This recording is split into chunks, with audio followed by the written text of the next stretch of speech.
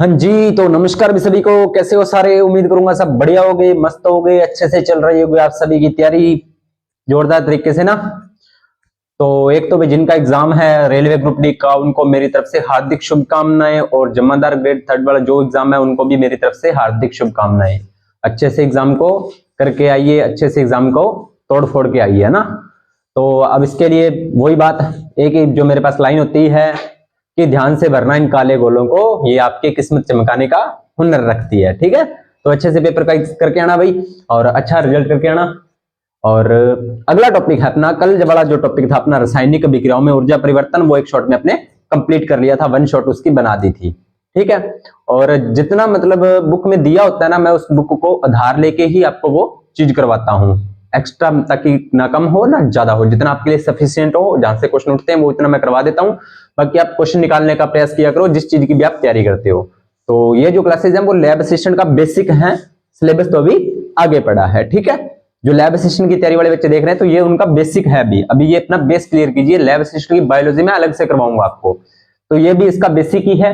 वैसे तो मैंने सोचा था कि लैब असिस्टेंट की बायोलॉजी का टॉपिक इसी के साथ करवा दें, फिर मैंने ये सोचा कि जो अदर बच्चे तैयारी कर रहे हैं उनको ये कंफ्यूजन हो जाएगा, मतलब बहुत गहराई में चले जाएंगे, जो उनका मतलब का नहीं रहेगा। इसलिए मैंने पहले बेसिक करवा दिया, उसके बाद में जब लैब असिस्टेंट की करवाएंगे तो इसी टॉपिक को दोबारा और गहराई से पढ़ेंगे, और भी गहराई से।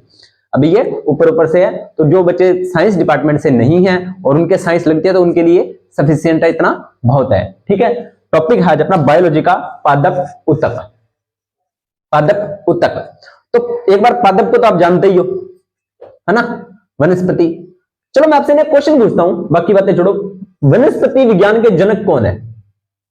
वनस्पति विज्ञान के जनक या फादर ऑफ बॉटनी कौन है? कमेंट सेक्शन में डाल देना। चलिए, पहला क्वेश्चन आपका यही रहेगा। वैसे बहुत बार ये क्वेश्चन पूछ लिया, लेकिन एग्जामिनर का फेवरेट क्वेश्चन है ये। ठीक है, पादप उत्तक। दूसरा शब्द लिखा है यहां पर उत्तक। तो उत्तक क्या होते हैं? उत्तक को इंग्लिश में बोलते हैं टिश्यू। टिश्यू पेपर नहीं, टिश्यू बोलते हैं इसको, उत्तक को टिश्यू बोलते हैं। तो उत्तक होता क्या है? पादप उत्तक की बाद में बात करेंगे, पहले अपने उत्तक देख लेते हैं कि उत्तक क्या होता है। उत्तक से 4-5 क्वेश्चन बनते हैं, वो देख लेते हैं। तो उत्तक क्या होता है? इसकी उत्तक की परिभाषा होती है समान उत्पत्ति। समान उत्पत्ति का मतलब एक जैसी उत्पत्ति व एक समान कार्य करने वाली वे कोशिकाएं, सीधी सी बात है, वे कोशिकाएं जिनकी उत्पत्ति भी क्या हो? समान हो, और जिनका कार्य भी क्या हो? समान हो। समान कार्य करने वाली कोशिकाओं का समूह है, कोशिकाओं का समूह है। याद कीजिए, जब मैंने आपको मॉर्फोलॉजी करवाई थी, ह्यूमन फिजियोलॉजी करवाई थी, उसमें मैंने 2-4 बातें बताई थी कि किसी भी शरीर का जो निर्माण होता है वो कैसे होता है। पहले कोशिका बनती है, कोशिका के बाद में उत्तक बनते हैं। ये स्टेप आपको ध्यान में होना चाहिए, आगे बहुत काम आएगा ये। उत्तक बनते हैं, उत्तक के बाद में अंग बनते हैं, अंग के बाद में तंत्र बनता है, और तंत्र बनकर शरीर बनाता है। ये स्टेप होता है, कोई भी स्टेप मिस नहीं होना चाहिए। कोशिका, उत्तक, अंग, तंत्र और शरीर। आप बोलते हैं ना कि सिस्टम पार देंगे, इसको सिस्टम ही बोलते हैं, तंत्र को सिस्टम। इसको बॉडी बोलते हैं, इसको ऑर्गन बोलते हैं, इनको टिश्यू बोलते हैं, और इनको सेल बोलते हैं। कोशिका को सेल, उत्तक को टिश्यू, और अंग को ऑर्गन, तंत्र को सिस्टम, और शरीर को बॉडी। बताइए, कोई नई चीज बात नहीं है। तो ये कह रहा है कि एक जैसी कार्य करने वाली कोशिकाओं का समूह है, बस। अब ये एक जैसी कार्य करने वाली कोशिकाएं हैं, इनका समूह है होगा, तो ये उत्तक बना देगा। क्या बना देगा? उत्तक बना देगा। समान उत्पत्ति व एक समान कार्य करने वाली कोशिकाओं का समूह है आपका क्या कहलाता है प्यारे बच्चों? कोशिकाओं का समूह है उत्तक कहलाता है। ये क्वेश्चन पूछे ना पूछे, लेकिन ये क्वेश्चन जरूर पूछता है कि उत्तक का अध्ययन क्या कहलाता है। उत्तक का अध्ययन क्या कहलाता है? तो प्यारे बच्चों ध्यान में रखना, हिस्टोलॉजी। क्या कहलाता है? हिस्टोलॉजी। क्या कहलाता है? हिस्टोलॉजी। और हिंदी में इसको औतकी बोलते हैं, औतकी। ठीक है, औतकी। क्या बोलते हैं? औतकी। उत्तकों का अध्ययन, यानी कि जीव विज्ञान की वह शाखा जिसके अंतर्गत उत्तकों का अध्ययन किया जाता है, उसे क्या बोलते हैं? उसे बोलते हैं हिस्टोलॉजी। क्या बोलते हैं? हिस्टोलॉजी। ये बात आपको ध्यान में होनी चाहिए। चलिए, हिस्टोलॉजी की जो स्थापना की थी, हिस्टोलॉजी की जो स्थापना की थी, या इसका जो इसके बारे में जिसने बताया था वो एक वैज्ञानिक था, कहां का रहने वाला, इटली का। कहां का रहने वाला, इटली का। भारत के बहुत कम वैज्ञानिक बेचारे इस चीजों में आए थे, लेकिन बहुत से वैज्ञानिकों ने विज्ञान के अंदर बहुत तगड़ा तगड़ा योगदान दिया था, जैसे डॉक्टर एपीजे अब्दुल कलाम हो गए, मिसाइल मैन के जिनको नाम से जाना जाता है, जैसे डॉक्टर हरगोविंद खुराना जी हो गए, वो अपने इंडिया के थे, लेकिन ज्यादातर अपने देखते आ रहे हैं ना तो वो इधर के ही होते हैं, ठीक है। तो इटली के रहने वाले एक वैज्ञानिक थे जिनका नाम था Marcelo Malpighi. Marcelo Malpighi, Marcelo Malpighi, Marcelo Malpighi, ये इटली के रहने वाले वैज्ञानिक थे। इन्होंने हिस्टोलॉजी की स्थापना की थी। किसकी, हिस्टोलॉजी की इन्होंने स्थापना कर दी, ठीक है जी, या इनके बारे में बता दिया, लेकिन इसका नामकरण किसने किया था, यानी कि नामकरण का मतलब यह है कि हिस्टोलॉजी नाम किसने दिया। स्थापना तो कर दी भाई, उत्तकों का अध्ययन इसमें करेंगे, एक डिपार्टमेंट बना दिया, इस तरह से हम उत्तकों का अध्ययन करेंगे, ये तो बताया मार्सेलो मेलपिगी ने, लेकिन इनका नामकरण जो किया था वो एक वैज्ञानिक था, मायर। मायर था हर काम में, जैसे अपने बोलते हैं ना कि तू तो काम में बहुत मायर है, बागड़ी में बोलते हैं कि तू ही काम में बहुत मायर है, तो वैसे उसका नाम था मायर था, वो हिस्टोलॉजी का पूरा मायर था। कब की थी, 1819 में। कब की थी, 1819 में। नाम वैज्ञानिक का नाम मायर, ठीक है। इससे जो इंपॉर्टेंट क्वेश्चन बनता है आपका यही बनता है हिस्टोलॉजी वाला, कि उत्तकों का अध्ययन क्या कहलाता है, हिस्टोलॉजी, और वैज्ञानिकों का नाम ध्यान में रख लेना, सन याद रहे तो ठीक है, अदरवाइज कोई लंबी चौड़ी कहानी नहीं है, ठीक है। इतनी बातें आपको ध्यान में रखनी है। अगली बात, ये 3 बातें क्लियर हुई। अगली बात कह रहा है कि उत्तक शब्द का सर्वप्रथम प्रयोग किसने किया। उत्तक शब्द का सर्वप्रथम प्रयोग जो किया था वो किसने किया था, वो एक वैज्ञानिक था, बीचट। क्या नाम था, बीचट। बड़ा बड़ा लिख देता हूं, बीचट, ठीक है। 1771 से 1802 इसका वो काल रहा होगा, 1771 से 1802, याद रहे तो ठीक है, नहीं तो कोई दिक्कत वाली बात नहीं है। नाम याद रखना है कि उत्तक का सर्वप्रथम जो शब्द प्रयोग किया था वो बीचट ने किया था। अब उत्तक की आपको कुछ विशेष बातें हैं वो आपको ध्यान में रखनी है। ये आपको क्या इतनी 4-5 लाइनों में आपको क्या क्या ध्यान में रखना है। पहला तो उत्तक क्या होते हैं, तो कोशिकाओं का समूह है।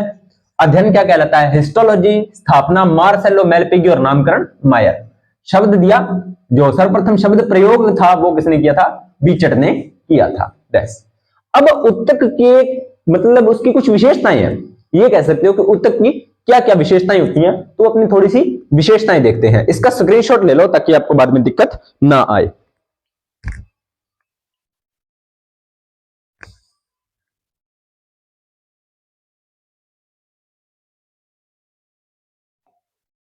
हो गया स्क्रीनशॉट, चलिए आगे बात करते हैं।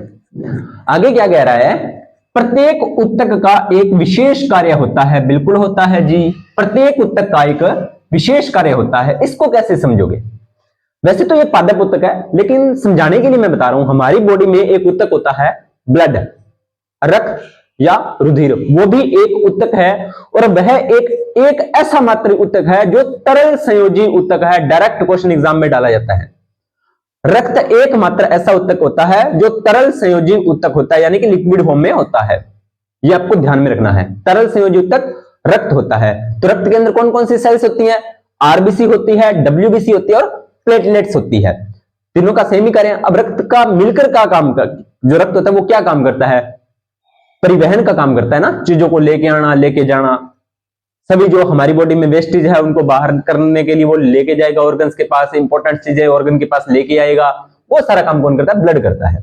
उसी प्रकार से उत्तक का क्या होता है, प्रत्येक उत्तक का एक विशेष कार्य होता है। समझ आई। चलिए, सभी उत्तक, अब पादप कोशिकाओं की बात कर रहा है, ये पादप उत्तक की बात कर रहे हैं। यहाँ पे जंतु उत्तक की अपनी बात नहीं करेंगे। जंतु उत्तक अपने अलग से पढ़ेंगे, अलग से अपना टॉपिक है, उसमें अलग से इसके बारे में पढ़ेंगे, ठीक है। अभी पादप उत्तक के बारे में ध्यान रखो।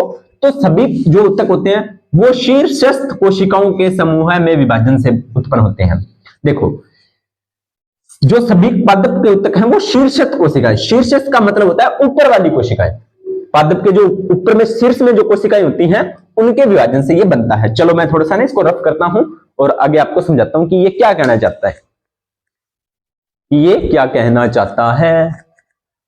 चलिए देखते हैं क्या कहना चाहता है भाई साहब। भाई साहब की बात सुननी पड़ेगी।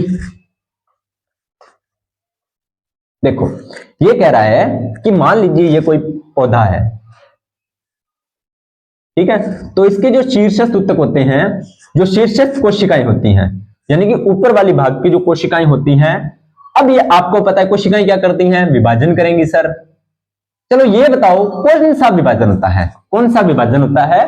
तो ध्यान देना प्यारे बच्चों, कौन सा विभाजन होता है? तो समसूत्री विभाजन होता है। अगर किसी को विभाजन के बारे में नहीं पता कि सर समसूत्री विभाजन क्या होता है, अर्धसूत्री विभाजन क्या होता है, तो अपनी पीछे प्लेलिस्ट में क्लास पड़ी है, आप जाकर देख सकते हो कि कोशिका विभाजन कैसे होता है, कितने प्रकार का होता है। लगभग 4 या 5 क्लासेज हैं जिसको मैंने बहुत गहराई से आपको समझा चुका हूं, तो वो आप क्लासेस देखिए, आपको कोशिका विभाजन अच्छे से क्लियर हो जाएगा। ठीक है, चलिए आगे बात करते हैं।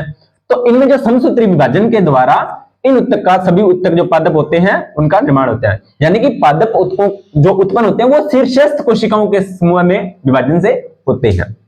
धीरे धीरे कार्य के आधार पर ये अनुकूलित हो जाते हैं। अब जैसे जिनके कार्य वैसा उसको अनुकूलन हो जाएगा।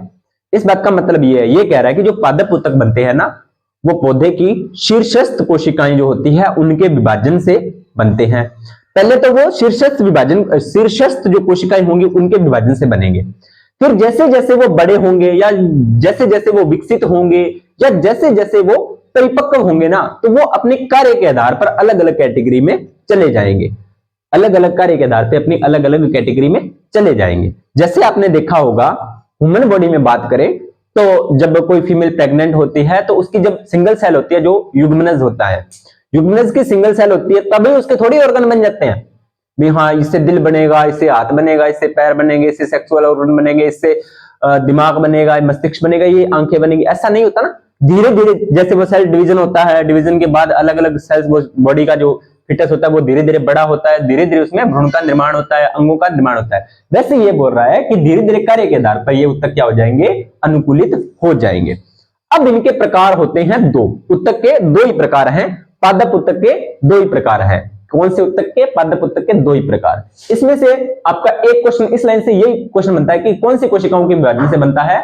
तो शीर्षस्थ कोशिकाओं के विभाजन से एक क्वेश्चन ये बनता है। कौन सा विभाजन होता है? तो समसूत्री विभाजन होता है। अभी तक 5 या 6 क्वेश्चन आपके लिए इंपॉर्टेंट बने हैं इस स्लाइड से। चलिए आगे अब देखते हैं कि कौन कौन से प्रकार होते हैं उत्तक के। तो पहला प्रकार होता है आपका विभज्योतकी उत्तक। कौन सा? विभज्योतकी उत्तक। कौन सा उत्तक? विभज्योतकी उत्तक। और दूसरा उत्तक होता है आपका स्थायी उत्तक। आज हम सिर्फ विभज्योतकी उत्तक के बारे में पढ़ेंगे, कल पढ़ेंगे स्थायी उत्तक के बारे में। तो उत्तक कितने होते हैं? उत्तक कितने प्रकार के होते हैं? पादप उत्तक, विभज्योतकी उत्तक और स्थायी उत्तक। तो आज हम पढ़ेंगे विभज्योतकी उत्तक। चलो भाई वापस साइंस से हिंदी में आते हैं। क्या करते हैं? शब्दों को तोड़ते हैं। वही करते हैं ना, तोड़ो फिर शब्दों को। विभज्योतक क्या होता है? विभज्योतक का मतलब होता है विभाजन। क्या होता है? विभाजन, यानी कि ये विभाजन करते हैं बस। अब समझिए, ऐसी कोशिकाओं का समूह है, ऐसी कोशिकाओं का समूह है। अब आपको पता है कि उत्तक क्या होता है? कोशिकाओं का समूह ही तो होता है। तो इसमें नई बात इसने क्या बता दी? ये तो हमें पहले ही पता थी, है ना। ऐसी कोशिकाओं का समूह है जिसमें समसूत्री विभाजन की क्षमता होती है। ये मैंने बताया था ना, विभाजन होता है। तो कौन सा विभाजन होता है? समसूत्री विभाजन, है ना, बता दिया। ऐसी कोशिकाओं का समूह है जिसमें समसूत्री विभाजन की क्षमता होती है। तो वो कौन सा उत्तक होता है? आपका विभज्योतकी उत्तक होता है। अगली बात क्या है? यह उत्तक, ये आपके लिए इंपॉर्टेंट है, अवयस्क जीवित कोशिकाओं का बना होता है। ये इंपॉर्टेंट है, अवयस्क जीवित कोशिकाओं का।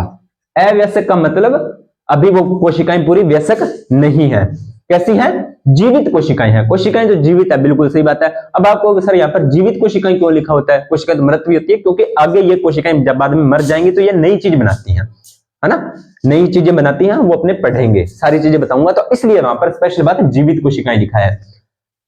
कोशिकाएं तो जीवित ही होती हैं, लेकिन पौधे के जो सेल्स मर जाती हैं ना, उनकी भी आगे कुछ चीज बनता है। क्या बनता है वो मैं बताऊंगा, इसलिए यहाँ पर जीवित कोशिकाएं स्पेशली उसने मेंशन किया है।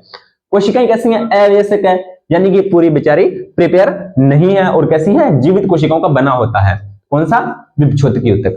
पहली बात क्या है कि कोशिकाओं का समूह है जो समसूत्री विभाजन से होगा। और कौन सी कोशिकाएं? अवयस्क जीवित कोशिकाएं, अवयस्क जीवित कोशिकाएं। ठीक है जी। इसकी कोशिकाएं, अब कोशिकाएं कैसी होती हैं? तो कोशिकाएं होती हैं प्यारे बच्चों, छोटी होती हैं आकार में। आकार में क्या होती हैं? छोटी। कैसी होती हैं? अंडाकार। एक तो छोटी और एक अंडाकार और दूसरी बहुभुजी। अंडाकार भी और बहुभुजी का मतलब होता है एक से ज्यादा उसकी भुजाएं होती हैं। बहुभुजी का मतलब यही होता है कि भुजाएं कितनी है, एक से ज्यादा है। ये थोड़ा सा इसको कोशिका के बारे में इसने बता दिया है।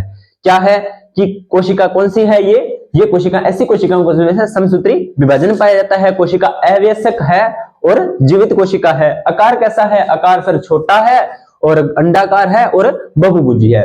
ध्यान देना प्यारे बच्चों, कोशिका वाले चैप्टर में मैंने आपको एक बात बताई थी, अगर वो बात अगर आपको याद है तो बहुत अच्छी बात है, नहीं याद है तो घबराने की जरूरत नहीं है। कोशिका वाला चैप्टर देखो, याद आ जाएगी। पादप की कोशिका भित्ति किससे बनी होती है?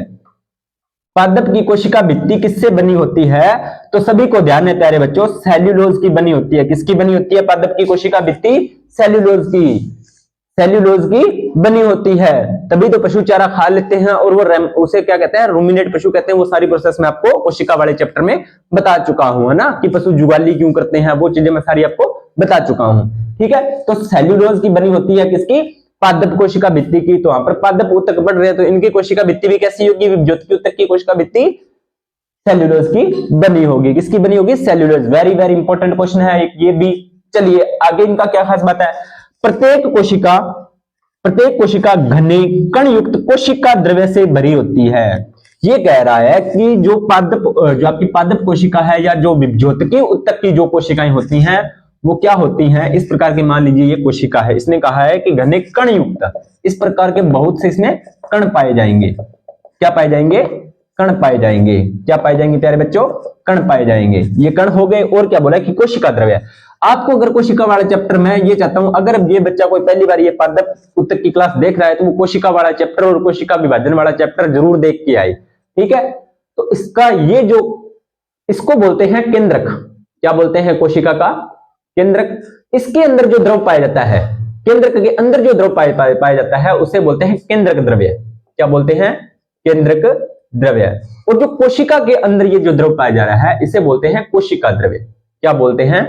कोशिका द्रव्य। और ये जो मैंने ये बनाया है गोल गोल, ये बोलते हैं केंद्रक झिल्ली। केंद्रक झिल्ली। अगर केंद्रक झिल्ली को मैं हटा दूं, अगर मान लीजिए अगर मैं केंद्रक झिल्ली को हटा दूं तो ये केंद्रक द्रव्य और कोशिका द्रव्य आपस में क्या हो जाएंगे? मिक्स हो जाएंगे ना, बिल्कुल होंगे मिक्स। तो ये मिक्स होते क्या बना देंगे? ये बना देंगे जीव द्रव्य।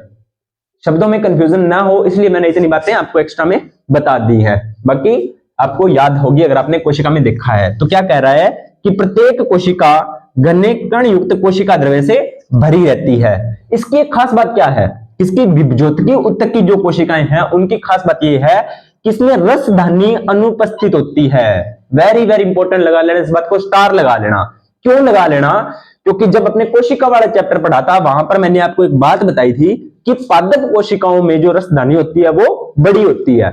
जंतु कोशिका के मुकाबले पादप कोशिकाओं की जो रसधानी होती है वो बड़ी होती है, लेकिन इसमें रसधानी अनुपस्थित होती है। ठीक है, इसलिए मैंने आपको ये बात स्टार लगाई है, थोड़ा सा आपके लिए इंपॉर्टेंट हो सकता है। केंद्रक क्या होता है? केंद्रक बड़ा होता है, ये बात भी आपको बता दी है। केंद्रक कैसा होता है? बड़ा होता है केंद्रक, ये बात भी आपको पता चल चुकी है। ठीक है, कोशिकाओं के बीच अंतरा कोशिकीय स्थान पाया जाता है। ये कह रहा है कि मान लीजिए ये एक कोशिका है, ये एक कोशिका है, ये एक कोशिका है, ये एक कोशिका है। आपको पता है कोशिकाओं का समूह ही तो ऊतक बनाता है। इस तरह से मैंने बहुत सी कोशिकाएं बना दी है, देखो। ठीक है, इस तरह से ये ऊतक की कोशिका। ये जो बीच में जो स्पेस है, ये देखो, ये बीच में स्पेस है, यहां पर जो स्पेस है, यहां पर जो स्पेस है, यहां पर जो स्पेस है, यहां पर जो स्पेस है, इसे क्या बोलते हैं? इसे बोलते हैं अंतराकोशिकीय अवकाश। यानी कि कोशिका के अंदर में, कोशिका के अंदर या कोशिका के अंदर कुछ खाली स्थान पाया जाता है, इसे बोलते हैं अंतराकोशिकीय स्थान पाया जाता है। ये इसका विशेष गुण है। चलिए मैं फटाफट रिवाइज मारता हूं। कोशिका, पादप ऊतक क्या होते हैं? तो ऊतक क्या होते हैं? ऊतक क्या होते हैं भी फटाफट कमेंट सेक्शन में डालो। कोशिकाओं का समूह है। ऊतक का अध्ययन हिस्टोलॉजी, ऊतक की हिस्टोलॉजी की स्थापना किसने की थी? मेलपिगी ने। और उसके बाद में उसका नाम किसने दिया था? मायर ने। ठीक है, उसके बाद में उत्तक के बारे में मैंने आपको 2-4 बातें बताई दी थी। तो उत्तक क्या होते हैं, उसका विशेष कार्य होता है कौन सी कोशिकाओं, शीर्षस्थ कोशिकाओं के विभाजन से ये कोशिकाएं बनती है। कौन सा विभाजन होता है, समसूत्री विभाजन होता है। उसके बाद में कितने प्रकार, 2 प्रकार, विभज्योतकी और स्थायी उत्तक। विभज्योतकी उत्तक क्या खास बातें हैं, ये कोशिकाओं का समूह जिसमें समसूत्री विभाजन होता है। उसके बाद में क्या बात खास बात है इसकी, इसमें अवयस्क जीवित कोशिकाओं का ये समूह होता है। आकार कैसा होता है, छोटा, अंडाकार और बहुभुजी। कोशिका भित्ति सेल्यूलोज। बस इतनी बातें हैं। अब आगे विभज्योतकी उत्तक भी 3 प्रकार के होते हैं। कितने प्रकार के होते हैं प्यारे बच्चों, 3